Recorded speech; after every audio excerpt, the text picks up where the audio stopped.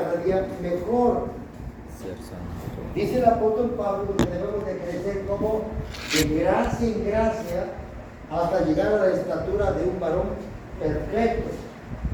Entonces, la santificación es el proceso. Ustedes no pueden poner el proceso por el cual el creyente pasa para llegar a ser mejor para Dios. ¿Entienden? ¿Cómo? Nosotros bebemos en un carro de barro. Pero, ¿qué tuvo que hacer el alfarero para llegar a tener ese carro y lo pueda vender y nosotros podamos vender? ¿Entienden? Hacer un proceso, ¿verdad? Desde sacar el barro, preparar el barro, moldearlo, trabajarlo, meterlo al horno. Entonces ese es el proceso. Dice el apóstol Pablo, dice que todo nuestro ser, espíritu, alma y cuerpo, ¿verdad?, sea guardado y irrepresible para el día de la manifestación del Señor. Entonces, la santificación es el proceso. Ahora, la santificación, creo que ya lo vimos es progresiva.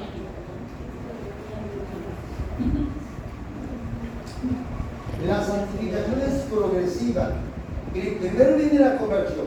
Bueno, la hermana María se convirtió a Cristo. Desde ese momento que es separada para Dios, es santa. Pero ahí está. Ahora tiene que llevar un proceso para poder ser un instrumento para el Señor, un vaso para el Señor. Y ese proceso se llama santificación. La santificación es el proceso por el cual el creyente pasa para ser mejor. El proceso, la santificación es progresiva. Vamos creciendo poco a poco, ¿verdad? Nos vamos quitando malos hábitos, nos vamos quitando malas actitudes, mal lenguaje. Ese es el proceso. Es el proceso por el que todos pasamos, todos, hermanos.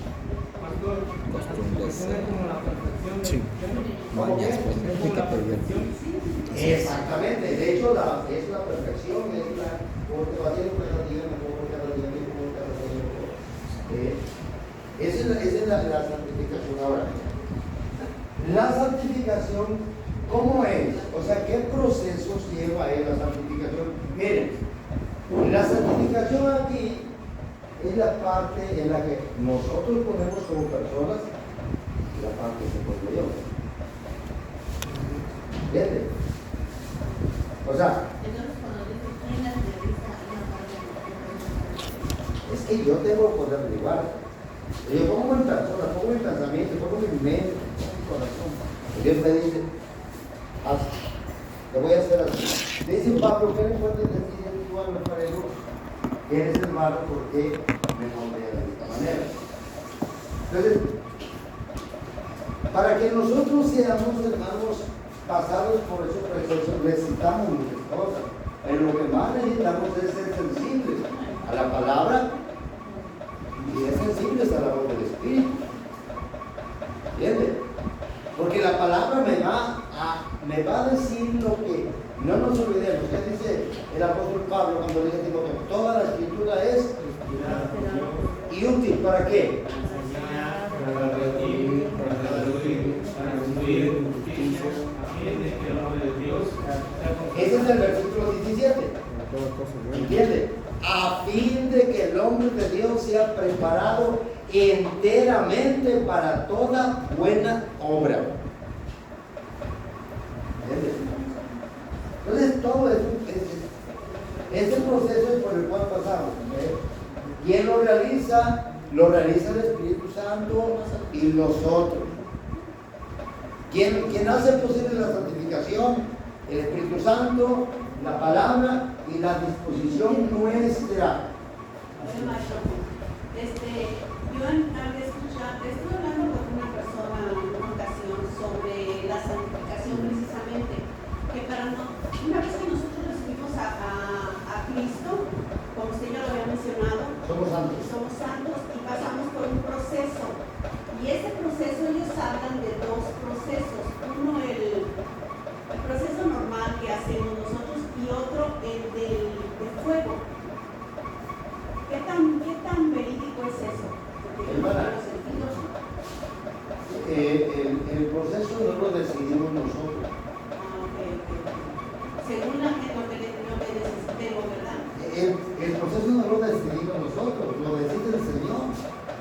Nosotros somos sensibles.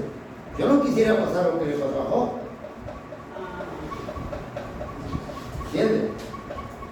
Pedro pasó por un proceso. Pablo pasó por un proceso. ¿Entiendes? Pero todos fueron diferentes. Ahora, el proceso no lo elijo yo, lo elige Dios. ¿Entiendes? Algunos por pruebas, por tentaciones, por tribulaciones. Entonces, dice que muchas veces no tiene que probar como se prueba el oro. Dice vuestra fe tiene que ser probada como se prueba el oro. Entonces, el proceso no lo elijo yo, el proceso no lo elige usted. Yo le puedo dar una ilustración, un ejemplo bíblico, pero ya Dios es con usted y conmigo.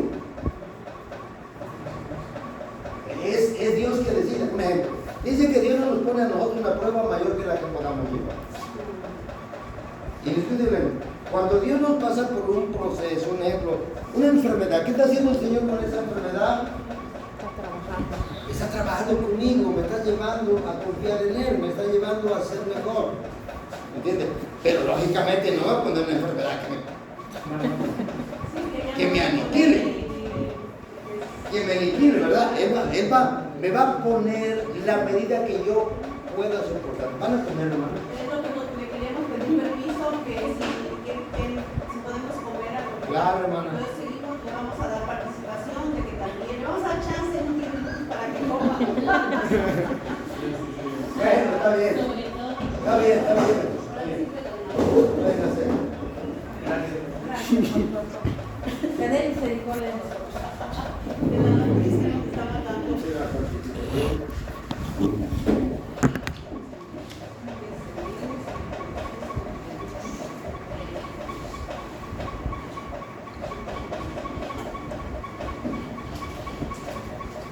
Hay 4 etapas que representan la vida creyente, que es lo que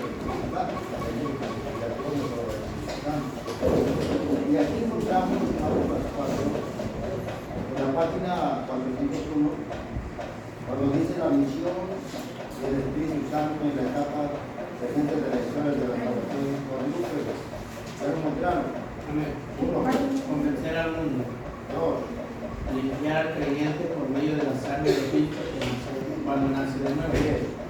Hacer real en la vida del creyente el pronunciamiento legal de justicia que Dios ha hecho. 4. Llenar de poder al creyente para que ayude en el proceso de santificación a otros. Llenar de poder al creyente para que ayude en el proceso de santificación de otros por, primero, la proclamación del Evangelio A los creyentes. la edificación del Evangelio. Dice, lo acostumbrado entre los pueblos es utilizar el término santificación solamente para hablar de la tercera de las tareas del Espíritu Santo. En ese sentido, más restringido. Él dice, define la santificación como esa operación continua del Espíritu Santo por medio del cual se mantiene y fortalece la disposición santa impartida en la regeneración. ¿Qué es la regeneración? Ya lo vimos también en la mesa redonda. Volver a nacer. Es un sinónimo, ¿verdad? Regeneración es el nuevo nacimiento, regeneración es cambiar la persona, regeneración es hacer una nueva creación, esa es la regeneración. Pero la regeneración ya conlleva la santificación después. Ya estás regenerado, ya estás cambiado. Ahora lo que hace el Espíritu Santo es mantenerte limpio, evitar que te vayas al mundo y hacerte cada día mejor. Entonces, vamos aquí, hermanos, en la página 402, dice la santificación en la historia de la iglesia. ¿Están ahí, hermanos? Ok. Vamos al segundo párrafo. En todas las épocas, incluso la nuestra, la iglesia ha tenido puntos fuertes y puntos débiles en teología. Con frecuencia se les puede entender mejor entonces se observa el grupos y refugio histórico de diversas doctrinas de pasado. Debido a la limitación del espacio, no podemos cumplir aquí un estudio efectivo de la teoría histórica de la religión. Sin embargo, nuestro estudio puede servir de guía en cuanto al desarrollo de la doctrina. La santificación es una doctrina, es una enseñanza. Es más, la santificación viene desde el Antiguo Testamento y lo practicó la Iglesia primitiva. Dice, los primeros seguidores de Jesús esperaban que él regresara en cualquier momento, así lo predicaban. Por eso insistían fuertemente en la salvación y el Evangelio. A medida que pasaron los años y se retrasaba la venida de Cristo, la venida de Cristo, los escritos del Nuevo Testamento indican que se desarrollaron ciertos problemas en la iglesia. Por ejemplo, algunos creyentes que dicen ya no llevaba una misión que utilizaba su libertad por respecto al código judío como excusa para una conducta, ¿qué cosa? Licenciosa. Ustedes ven la carta de Gálatas, la carta a los Corintios. ¿Cómo era la iglesia de los Corintios? ¿Hasta qué punto llegó a caer esa iglesia? Era conflictiva, ¿qué más? Tenía problemas morales. Tenía problemas morales. ¿Qué más? Mal uso de dones. Andaban, ¿cómo se llama? El incesto, ¿no? Entre los padres e hijos. Tenía problemas morales, pero problemas morales fuertes. O sea, que ya sobrepasaron. Es más, Pablo tuvo que hablar fuertemente con uno, ¿verdad? Y tuvo que decir, están ser entregados a Satanás. O sea, pero ¿qué ocasionó eso?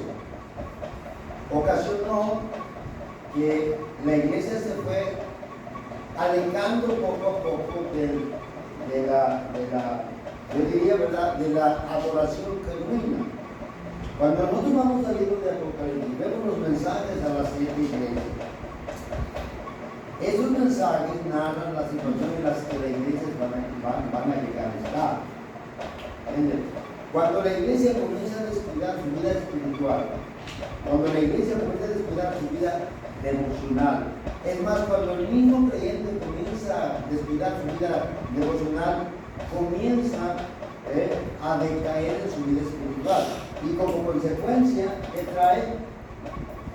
Un apagamiento y descuido. Entonces, cuando la iglesia comenzó y se comete un pecado, en el capítulo 5 del libro de los Hechos, es el pecado que cometió Ananías y Zafira. ¿Cómo actúa ahí el Espíritu Santo? ¿Cómo actúa Pedro? Le dice a Ananías, ¿por qué permitiste que Satanás llegara a tu corazón? No le has mentido a mí, me has mentido a Espíritu. Y la Biblia dice que cayó fulminado, muerto. Entró Ananías, contenta, Zafira, y le dice a Zafira, en tanto lo dieron la heredad, y ella dijo, ¿y sabe qué le dijo? ¿Por qué fuiste cómplice de tu esposo? Y aquí los pies de las personas que acaban de llevar a tu esposo, te van a llevar también a ti. Cayó falta. ¿Por qué? En la vida, porque estaba la iglesia viviendo en un estado de santidad. O sea, el Espíritu Santo, cuando hablamos de santificación, hablamos cuando el Espíritu Santo toma control de nuestra vida, nuestros sentimientos, nuestras emociones. No dejamos ninguna cavidad, no dejamos ningún espacio para que se meta un pensamiento carnal, un pensamiento mundano. O sea, cerramos todos los huecos. Pero la iglesia fue cayendo en un estado de mundanalismo. La iglesia de los Corintios, o sea, cuando Pablo le escribe a los Gálatas, dice si os tratáis como perros, ¿qué dice Pablo? Solamente dice que no se vayan a devorar. O sea, se había decaído tantas las iglesias, que cuando nosotros vamos a Judas, que es un libro que casi no lo leemos, La Biblia dice que muchos han convertido el libertinaje en el evangelio de Dios. O sea, la gente comenzó a vivir, y es más, hermanos, en la actualidad, hay iglesias que no parecen que son iglesias. Porque la diferencia es que se cantan cantos y en otros lugares no se cantan cantos. La gente vive similar a como vive el mundo. Y es precisamente eso la falta de santificación. O sea, ¿cómo yo puedo tener una vida de santificación con oración, con ayuno, con lectura bíblica, velada en oración, todo esto, ¿verdad? ¿Cómo puedo tener, hermanos, una vida que no sea así? Una vida pasiva, no ayuna, no lee Biblia, no medita. Entonces, la santificación es importantísima en la vida de la iglesia. La iglesia de los Corintios, una de las iglesias que mantuvo siempre, fue la iglesia, hermanos, a los filipenses. Él en la carta a los filipenses, y el apóstol Pablo halaga a esta iglesia. La pone igual, ¿verdad? Entonces, la santificación es un estado donde no debemos de permanecer. Es como el carro si no le da mantenimiento al motor. ¿Qué le va a pasar? Cuando le hace cambio de aceite, le va a dañar el motor. No le cambie bujías, va a tener fuerza. No le da mantenimiento de la vida cristiana, tenemos que darle siempre mantenimiento, y ese mantenimiento de la santificación. Bien. Vamos, hermanos, a la página 4.3. Mire, es algo un poco, yo diría, no aceptable, pero en el segundo párrafo dice: la iglesia posterior a la época del Nuevo Testamento retiró rápidamente de la doctrina bíblica, dice, rápidamente de la doctrina bíblica de una santificación por pura gracia y dada a mantenimiento únicamente por el poder de Dios. En lugar de eso buscó un entendimiento entre la interpretación farisaica y legalista de la ley mosaica y el perdón limitado que enseñó Jesús, y el perdón ilimitado que enseñó Jesús. Ahora, dice, la forma en que la iglesia fue haciendo confesiones es iluminadora, según lo primero parte de la iglesia estuviera un poco acerca de la doctrina de la santificación. Sin embargo, Ignacio Argentino sí enseña que tener a Jesús dentro de uno era como se producía una renovación moral. ¿Qué es una renovación moral? Yo le preguntaba a mi hermana, yo le quiero hacer una enseñanza a los jóvenes.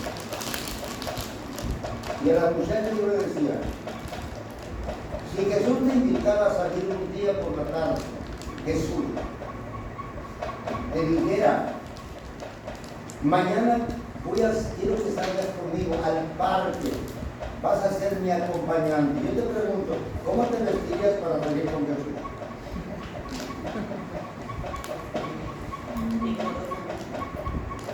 Decorosamente. Ahora, ¿cuál es la diferencia en que Jesús te invite a que Jesús esté a tu lado? Literalmente Jesús está ahí. O sea, espiritualmente Él está ahí. Porque si no te obedeces solamente así, debe decir,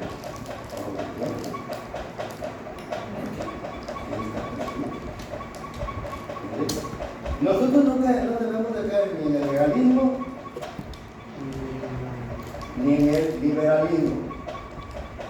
Tenemos que mantenernos en un equilibrio, ¿verdad? O sea, como dijo el proverbio del mexicano, ni tanto que vive el santo, ni tanto que no le alumbre, ¿verdad? Los judíos fueron legalistas, sí. Fueron tan legalistas que a Jesús le dijeron, no es lícito que tú enseñes el Dios del cuerpo. Es más, cuando aquel paralítico fue sanado, llevaba su camastro cargando y le dijeron, no es lícito que lleves cargando tu camastro el día de reposo. ¿Y qué le dijo? Le dijo el hombre? El que me sanó también me dijo, toma tu lecho y vete a tu casa. ¿Y a quién le voy a hacer caso, pues? Al que me sanó y me dijo, toma tu lecho y vete a tu casa, o a usted. Era legalismo. Pero la mejor manera de poder, hermanos, la mejor manera de poder ser sensibles es permitir a equivocar. O sea, porque yo me puedo equivocar. Es más, el pastor se puede equivocar en la vida. Él se puede equivocar. Pero hay alguien que nunca se va a equivocar. Él no se va a equivocar. Yo le decía, ¿verdad?, a los hermanos, yo se lo digo, a mí no me gusta que se renten equipos del mundo para meterlos a la iglesia. O sea, están usando allá para el mundo y luego los toman y los meten al templo porque queremos tener un buen equipo. No. O sea, ¿cómo? No solamente está contaminado, está consagrado a Satanás. Ese equipo lo usan para el mundo, lo usan para tocar música del mundo. Y hermano, para que se vea bien, vamos a rentar un equipo, miren esto y lo otro, y nos vamos a rentar equipo y lo metemos al templo. ¿Y qué estamos haciendo? Pues yo creo que ahí se sacrifica, ¿no? Ay, hermano. Yo quisiera pensar así. Ojalá fuera. Y es que es con todo, ¿verdad? Porque, por ejemplo, también hay casos, ¿no?, de que llega, no sé, una persona que es impía y que hacen cosas malas. Y hermano, nos dio una donación para el templo. Y lo aceptamos. Estamos hablando de cosas que vienen fuera de él. O en ese sentido que pienso que nosotros tenemos que ver la fuente, el origen. Miren, en la unión pasó el caso, en la unión allá. Había una persona que pasaba en el líder y siempre dejaba un sobre. Y el pastor oraba por ese sobre, pensando que era su diezmo, ¿verdad? Oraba. Y lo usaba. Cuando había el diezmo, cuando había el sobre, veía que era mucho dinero. Pero cuando a veces ya quería hablar con la persona, ya no estaba. Pero un día dijo, no, voy a hablar con él.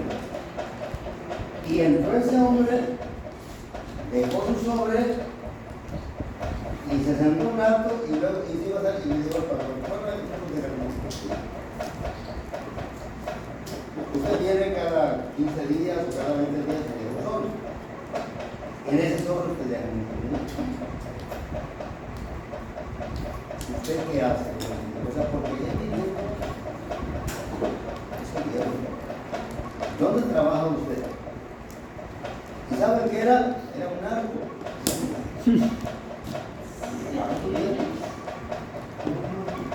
Remo bocina. Mejor no hubiese preguntado eso. Es mejor no saber. ¿Pero por qué dejaba su diezmo? Porque él había conocido al Señor. Porque él sabía que tenía que... Él sabía. Pero el pastor le agarró y dijo, no, hermano. Mire, si vamos a la Biblia dice que había animales que se podían redimir, pero había animales que no se podían redimir. Había animales de los cuales podían dar la primicia y había animales de los cuales no podían dar la primicia. Dinero sucio. En los animales inmundos no podían dar la primicia. Porque era obligación, ni podían redimir. Entonces, ¿qué hizo el pastor? Dice, bueno, quita el sobrecito, ya usted dio, pues ya fue, ya pues yo lo voy a regresar, porque ya me lo gasté, ¿verdad? El carro nuevo que traen, no Ay, lo voy a dar. ya no se lo voy a dar. Pero 10,000 pesos cada si no quien. quiere, yo estoy dando mi dinero, ¿no? A la segunda vez que pasó lo agarraron. Hay muchas veces que Lo dicen, agarraron ¿lo agarraron al mismo? Lo agarraron y Va a decir el pastor me equivocó. si una persona viene, pero si sus recursos son sanos, sus recursos son buenos, ¿entiendes? Entonces él lo está donando porque Dios lo está poniendo en su corazón, pero no es un dinero indebido, ¿entiendes? El problema es cuando tú tomas un dinero que su procedencia es dudosa. ¿Entiendes? Su procedencia es ilícita. Y si tú no sabes, ya te la dices. Cuando yo estoy hablando de la santificación, estoy hablando que nos debemos de mantener en un estado en el que podamos nosotros ser sensibles al Señor. Entonces, sí, claro, porque si no, las iglesias pues, se contaminaron, los creyentes se contaminaron. Oiga, maestro, hay muchos pastores que dicen que el dinero de los impíos lo pueden utilizar. ¿Cómo? El dinero de los impíos lo pueden utilizar. Vuelvo a repetir la procedencia. Sí, no sé, pero ellos hacen con eso, lo que ellos lo dicen. Bueno, es que eso generaliza. Ajá. No podemos generalizar. El que tiene una cantina es un impío. Ahora, hay que entender la palabra impío. La Biblia dice, si el justo con dificultad se salva, ¿en dónde aparecerá qué? Y el pecador. ¿Cuál es la diferencia de impío y pecador?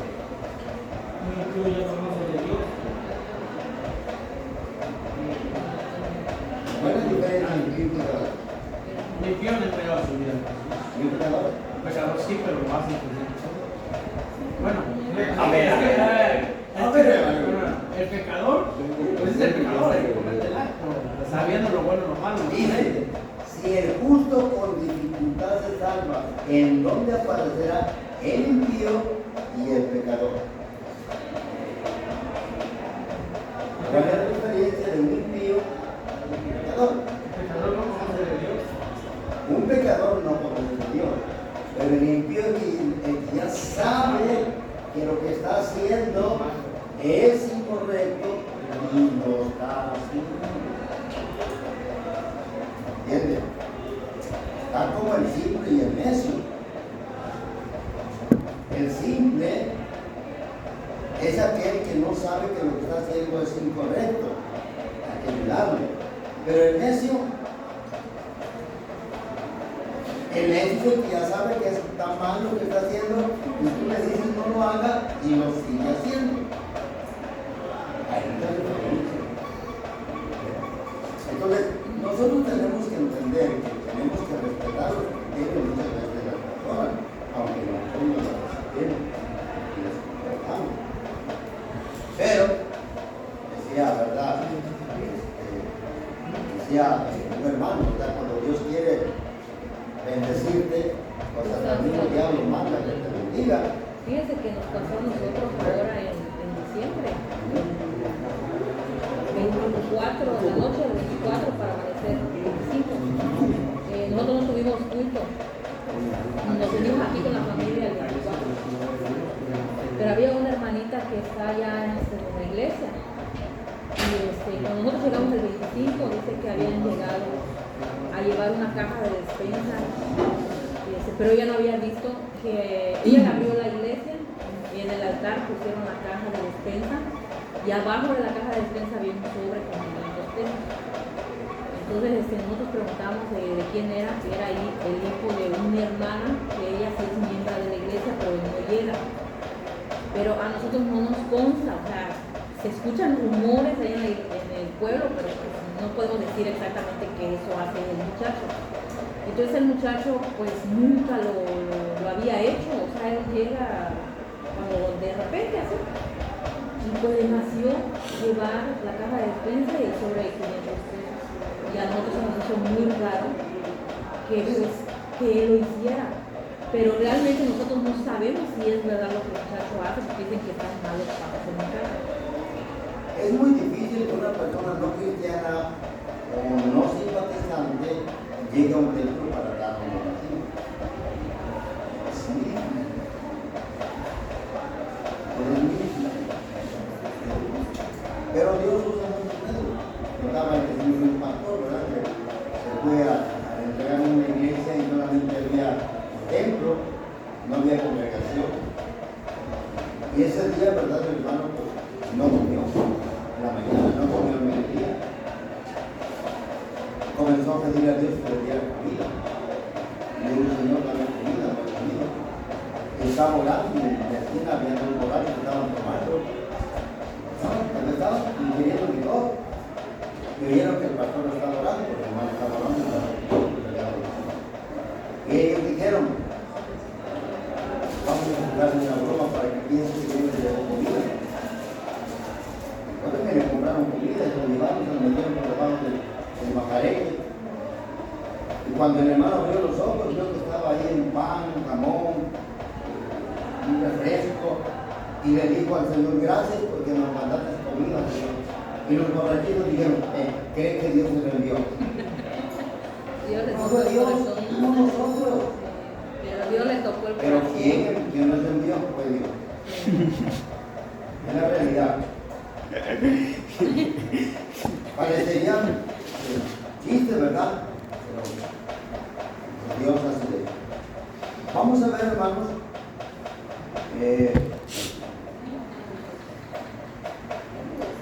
Vamos a ir hasta la página 407.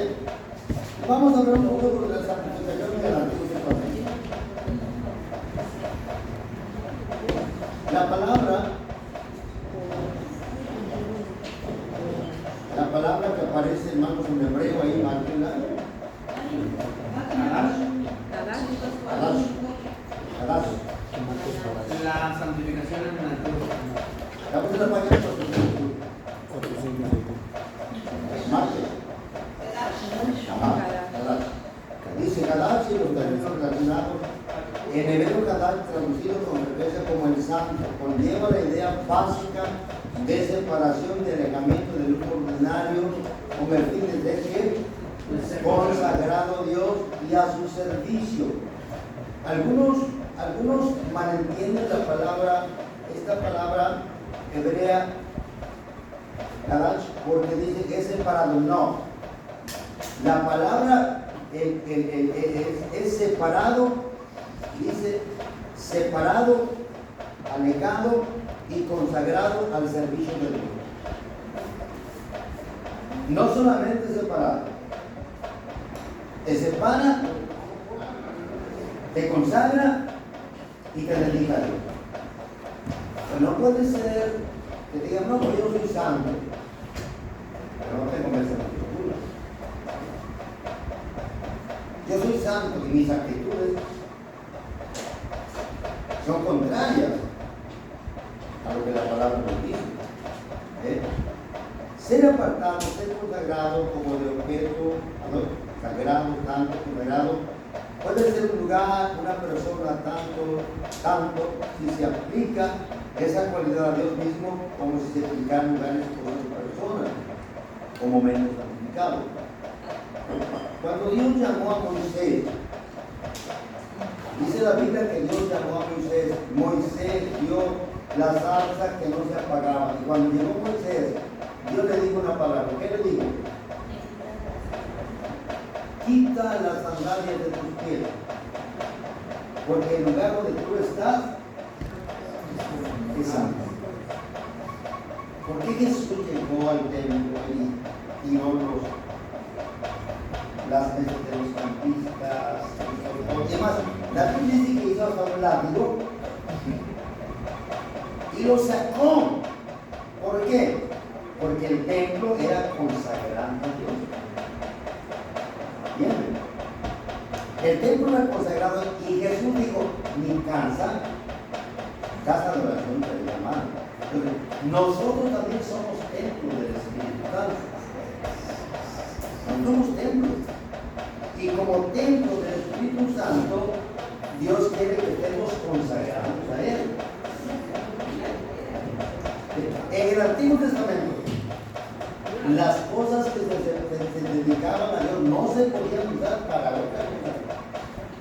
Es más, Dios fue tan estricto que incluso tenía que llevarse el fuego que Él quería que se pusiera. Y cuando los hijos de Aarón llevaron fuego extraño, ¿qué pasó? Salió, ¿verdad? Fuego y los consumió. Se consagraban las cortinas, los utensilios, las personas eran consagradas. Y cuando nosotros decimos, vamos a santificar esto, es que lo vas a hacer, lo vas a consagrar, lo vas a dedicar para el servicio. ¿Entiendes? Recuerdo una ocasión, a mí me gustaba mucho, bueno, nunca he sido músico, que diga músico, ¿no? Yo toco, pero no soy músico. Canto, pero no soy cantante. Yo recuerdo que me dio un teclado de una persona que se había compartido Cristo y me había dejado los teclados en mi casa. Ese fue mi corazón, además, él sigue, ¿verdad? Él anda como un evangelista. Él tocaba acordeón, tocaba guitarra, tocaba batería, tocaba todo un instrumento. Cuando él se convierte, deja el grupo musical, me dijo, pastor, me voy a dejar mi teclado para que usted aprenda. A mí se me ocurrió llevarlo. Es cuando estoy comenzando, estaba comenzando mis pininos. Lo llevé al templo y comencé a tocar. Cuando terminó el culto, una hermana con mucha ética, con mucho respeto, yo soy el pastor, pero se me acercó y me dijo, pastor, así dice el Señor, este instrumento que está tocando ha sido consagrado. Y usted lo ha metido. Yo era el pastor, hermano. Yo era el pastor. Estaba comenzando mis pininos. Tenía 6 meses de que había llegado doctorado. ¿Qué creen que hice?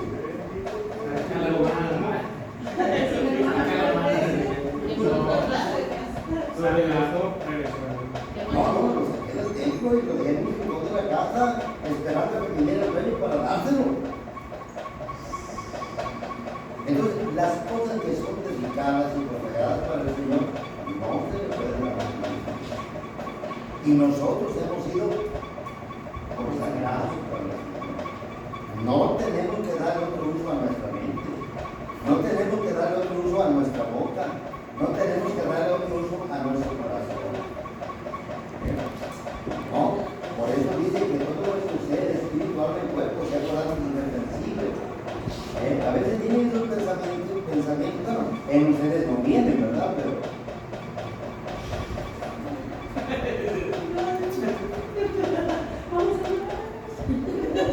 hacemos como los pájaros, hermano. Vuelan, pero a veces vienen, a ver, seamos honestos, seamos bien honestos.